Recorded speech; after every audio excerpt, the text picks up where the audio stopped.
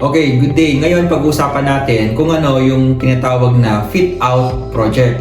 Karamihan sa mga fit-out project is yung mga project na ginagawa natin within sa building or sa mga structure na bare pa sa loob.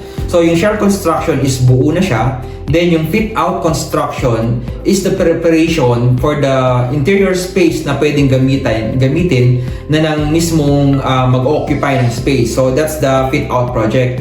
And i-discuss natin yung mga basic material or innovative materials na rin na ginagamit doon. Karamihan dyan yung mga cladding. So ang isa sa mga ginagamit natin ngayon na uso aside dun sa mga painted na wall is yung tinatawag nating WPC. So ito yung common ngayon. Before, nang hindi pa uso yung mga WPC, ang ginagamit natin is natural wood na kinakat natin into 3/4 by 3/4, although tinatawag yun 1 by 1 sa mga store.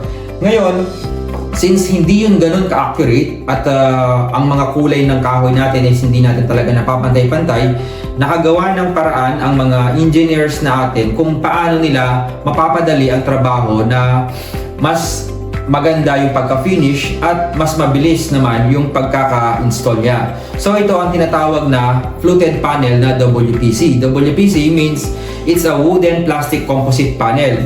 So gawa lang siya sa plastic na may print na kahoy.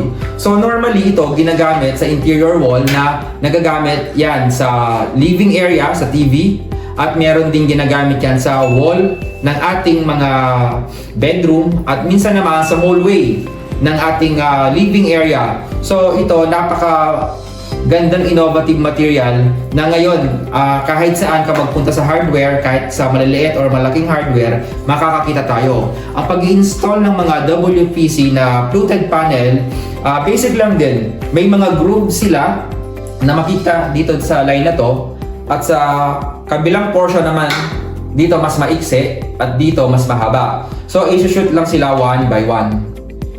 Pero before yan, sinushoot 1 by 1, kamukha ng mga spandrel natin, nagkakaroon sila ng clip. So kiniklip muna dito yung mga iba naman para hindi maingay. Nilalagyan din nila ng glue. So maraming klaseng glue na pwedeng magamit. So once na-glue yan sa pader, tulad nito, linalagyan ng clip. So tulad ng clip na ito. Once na madikit na yan, so yan, i-connect nila 1 by 1 para makuha nila ang ganda ng interior na tulad nito. So yan, next is pag-uusapan natin yung mga other material pa na innovative na pwede nyo magamit kung kayo ay nagpapagawa ng bahay or pwede nyo rin i-DIY. Dahil ngayon yung mga innovative material ngayon, hindi na sila kailangan ng mga technical na talagang sanay ka sa pag-i-interior. Although, you need to consult your architect or your interior designer for most convenience sa design naman.